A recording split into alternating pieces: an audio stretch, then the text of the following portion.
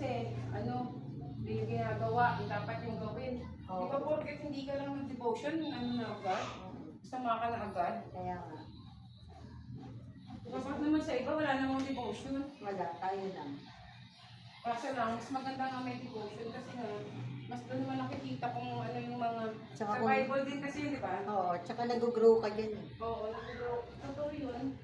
Kasi doon ko nga nalaman, minsan pa kami napabasa akong magandang verse, Oo. sinishare ko yung kay Abby, kaya sabi ko, ay, hindi ko lang nalaman na, kaya pala kailangan magpakasal ng mag-asawa.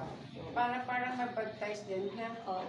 na allowed silang magganito, gagawa sila ng, magganito, magsiping, ganyan. Kasi pag- kasalanan sa Diyos Oo. yun eh. Magsisiping ka, Oo, tapos hindi ka hindi pa mag-asawa. Tapos, pag mag-asawa ka pala, hindi ka na pala din pwedeng mag-asawa. Oo, bawal. Ay, ano ba yun?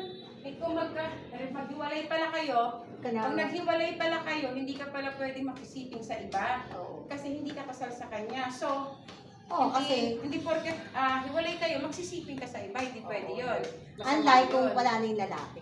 Kaya sabi ko nga, kaya pala sabi ko, hindi rin pala tama yung sinasabi nila na ang magulang iisa lang. Oo. Pina-priority din pala ang mga asawa ni Oo Lord. naman. Hindi lang pala isa ang magulang. Kasi di ba ganun din ang Oo. kasabihan Saka na lang ng tao yun.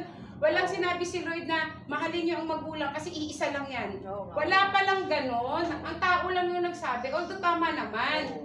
Pero ang asawa pala, iisa lang din yan. Oo naman. Kasi, ibig sabihin, hindi ka pala pwedeng magsiping din naman sa, pwedeng mo palitan ang asawa mo pag namatay o kaya Oo. magpakasal ka. So, pero ang dinidikta talaga, isa lang din talaga ang pwede mong asawahin. Alam mo, sabi ko sa asawa ko, pag halimbawa nagkaroon tayo ng reincarnation, tapos, halimbawa, ako pa rin paliligawan mo, ginanong ko siya. Sabi niya, Kasi oo nalalaman naman. niyo ba yun? Sabi niya, oo naman, kung talagang, kung halimbawa, ikaw pa rin talagang Hindi ko na ganun sa asawa ko yan. Pero kung ako tatanungin siya, na halimbawa namatay siya. Tapos kung Mag-asawa. sa susunod na mabuhay siya, siya pa rin. Ay, nang tanong ko sa kanya na, Pero ako hindi ko pa kasi may nabasa ako, hindi ko alam kung saang version.